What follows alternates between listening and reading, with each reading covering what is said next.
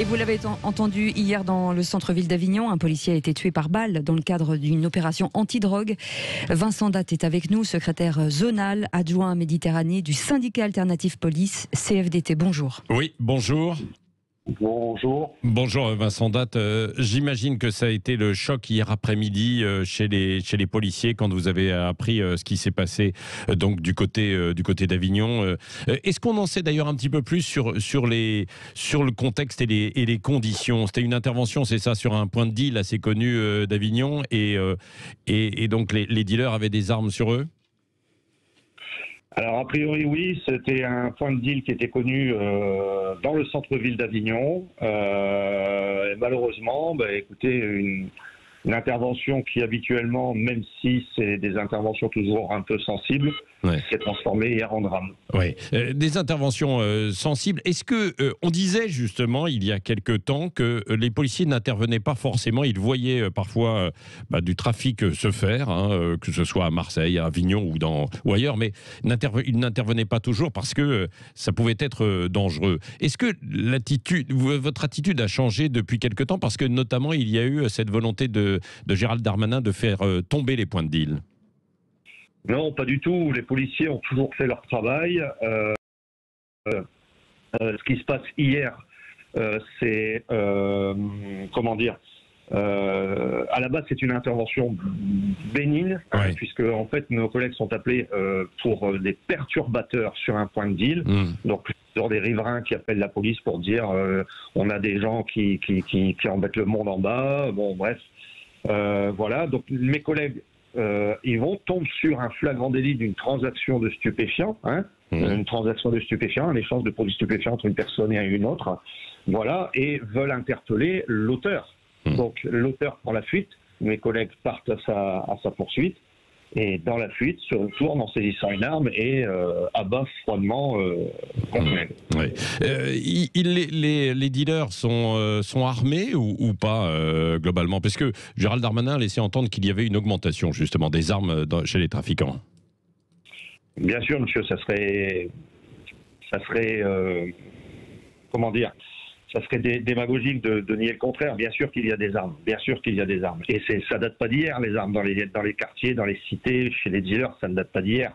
On sait très bien qu'ils sont armés. La provenance des armes reste à définir, bien entendu.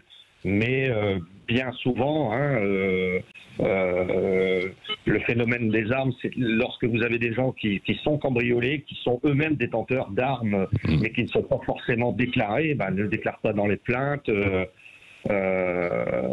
Voilà, et c'est tout un système comment dire, c'est tout un système qui reste à avoir, mais oui, il ne faut pas nier qu'il y a effectivement des armes en circulation en France. Oui. Et est-ce que ces points de deal aussi sont à la vue en fait de tout le monde? Est-ce qu'il y en a plus aujourd'hui? On a vu la carte du recensement du côté de Marseille qui a explosé avec des centaines en fait de points de deal. On a vu la même chose à Montpellier et il y a quelque temps où Emmanuel Macron est allé sur place pour démanteler justement montrer qu'il y avait une traque à ce point de deal qui a été démonté quand le chef de l'État est passé. Il était à peine reparti qu'il était là de nouveau. C'est-à-dire que vous avez du mal à faire face à ça? Alors, la démultiplication des points de deal, oui. C'est vrai, c'est inéluctable. C'est inéluctable. Mais alors, attendez, hop, voilà. Ah oui, vous êtes... Non, mais parce que je précise, vous êtes en intervention, évidemment, quoi. Ouais. Oui, tout à fait. Oui. Donc l'augmentation des points de deal, elle est inéluctable. C'est vrai qu'on démultiplie les points. C'est d'autant plus difficile pour les forces de police d'intervenir puisque les points sont démultipliés. Voilà. Mais encore une fois, ce qui s'est passé hier, c'est voilà. Alors, c'était une intervention en civil, on en parlait avec, et Cécile de Minibus me le disait en fait encore, que vos collègues sont intervenus en civil, donc ça veut dire qu'ils ne sont pas non plus forcément protégés. Est-ce qu'il y a par exemple des gilets pare-balles lors de ces interventions? Alors, oui, il y a des gilets pare-balles, bien sûr. Alors, mes collègues étaient en civil parce qu'ils venaient d'une opération, justement, dans un autre quartier d'une ville du Vaucluse, à Carpentras. Et c'est sur le retour de cette mission qu'ils ont été mandatés pour faire cette intervention sur Avignon, alors qu'ils regagnaient leur base. Ouais. Voilà. Bon, vous êtes secrétaire zonal adjoint Méditerranée. Il va y avoir un moment de recueillement, d'hommage à ce jeune policier qui a été tué, père de fillette. Écoutez, notre ministre nous a conviés ce matin à Avignon et reçoit les organisations syndicales de la police nationale ce matin à Avignon. Oui. Pour le reste, on va se réunir et on va voir comment faire. Ouais. Voilà.